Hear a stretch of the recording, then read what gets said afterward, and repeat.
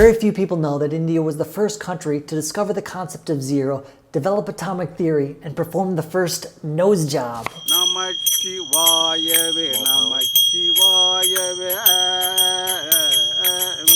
India has a 7,000-year-old history, so some of the ancient traditions and customs can appear to be solely based on superstition or not relevant to our current modern lives. However, I found scientific evidence that says many of these rituals are beneficial, and even Americans living in a big city could add value to their life by applying. One specific tradition could have a huge impact on an important aspect of your life. Hubba hubba, chicka wow wow.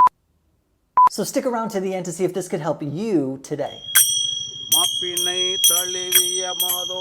When a lot of people think of India, they think of mouth-blisteringly spicy food. And it's true. So spicy. India is often called the land of the spices. It produces 70% of the world's spices, is home to some of the hottest chili peppers in the world. But what a lot of people don't know is that spicy food can be very healthy. Eating spicy food at the beginning of your meal can get your digestive enzymes flowing to help with gut health. It also stimulates saliva and pancreatic enzymes to lead to better digestion. Capsaicin, the chemical which makes chilies so spicy, inhibits the bacteria that causes ulcers and also numbs pain. Many spices like turmeric are antioxidants and also fight inflammation. The guest is God. This is an ancient Indian philosophy that is one reason why the Indian people are so warm and hospitable to travelers. But recently, a study found that by helping others, it can actually increase your own happiness and lead to a longer, healthier life. The greeting Namaste was developed thousands of years ago, was mentioned in the Rig Veda, which is an ancient scripture that has inspired Hinduism.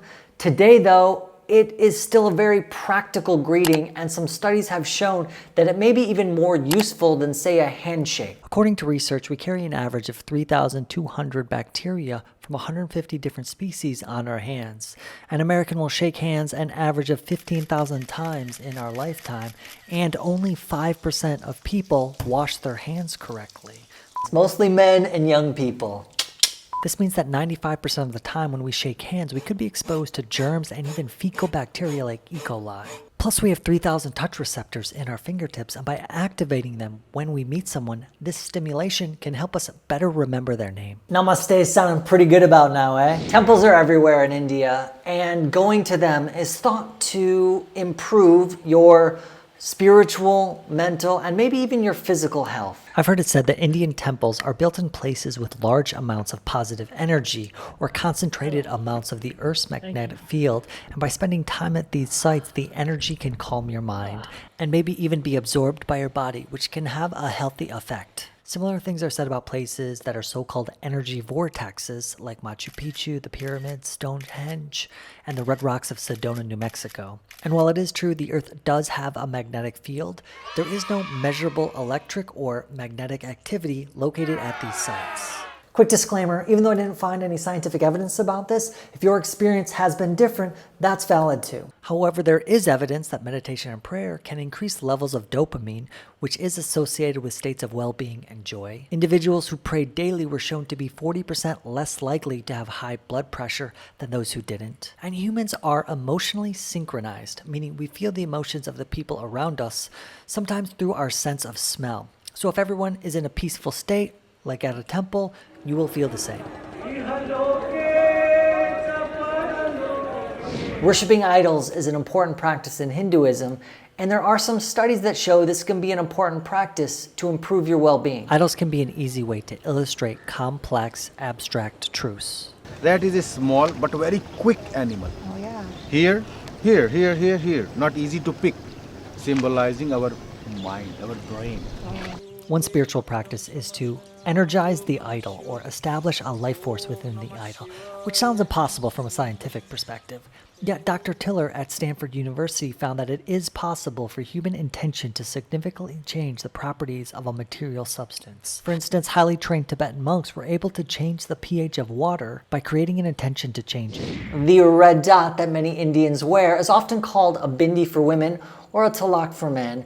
And aside from being just beautiful and having some spiritual purposes, it may be a healthy thing to wear. In India, there's a 5,500-year-old tradition to wear a red dot on your forehead. The dot is placed at the point where there is a branch of your trigeminal nerve, the nerve that spreads across your face. When pressed, it can reduce headaches, clear sinuses, and prevent depression. You may have also had a headache before or felt tension in these facial muscles and instinctively rubbed or pressed here, because by doing so can reduce stress, fatigue, and eye strain. Incense is often thought of as an intricate part of an Indian prayer ritual, and there is some studies that show that it can be beneficial for your health. However, there are some recent studies that also show that it may be harmful. Incense is often burned at temples and lit at yoga classes or satsangs. The smoke can actually act as an insect repellent, but also the sense, frankincense, activates a part of the brain that may help with alleviation of anxiety and depression, while lavender can reduce anxiety and stress. However, another study found that the smoke created by a stick of incense may be more harmful than cigarette smoke and could cause respiratory cancers. Indians celebrate many festivals, but the most popularly known in America is Holi, the Festival of Colors.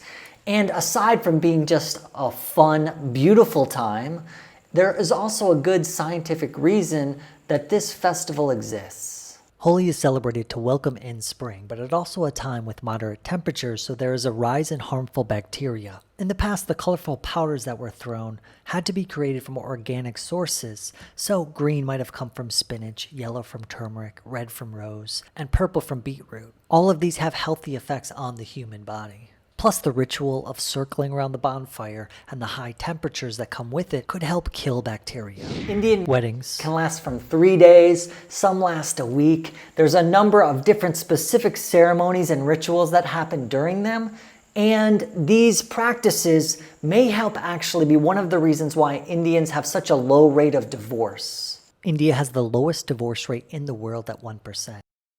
And at an Indian wedding, the couple goes through a number of rituals. For instance, the Henna or Mendhi ritual, which has been found to treat fever or lower body temperatures, increasing a sense of calm during stressful situations. Haldi is when turmeric paste is applied to the bride and groom, which can kill bacteria and be good for the skin. And there are many more rituals, each with a specific purpose that could help cement a strong marital bond. Indian weddings can be huge, with as many as 300 to 500 people. And a study found that the more people at the wedding led to a lower divorce rate. Scientists thought this may be because individuals strive to maintain consistency between what they say and what they do. So a publicly declared commitment could be important when a couple goes through the eventual challenges in the years to come. Arranged marriages are still a common practice in Indian culture. I polled our audience and found that 21% would prefer an arranged marriage, while 65% would still like help from the family yet make their own choice. And studies show that they can be as successful or even more so than a romantic love marriage. One study found that arranged marriages produced relationships with as much love, satisfaction, and commitment as romantic love marriages. One reason why might be that the couples had lower expectations on the relationship. They placed greater weight on compatibility and financial security over romantic love. Another study looked at the influx of online dating sites and apps and found people have more options than ever for partners, yet they're more likely to be single. This has led to people becoming more pessimistic and conditioned to reject partners. Scientists called this the rejection mindset and found that over time people had a 27% less chance of accepting partners, and a decline in satisfaction when looking at photos of potential partners, and a decline in perceived dating success. Eventually people would close off and had a less chance of finding someone. So get off Tinder and let your family hook you up. What could go wrong? If you've liked this video so far, please click the like button to help us share this with other people. And as you can see, many of these ancient Indian traditions have found to be quite effective even in today's modern life. If I missed one, please share it in the comments. Thanks so much. See you in the next video.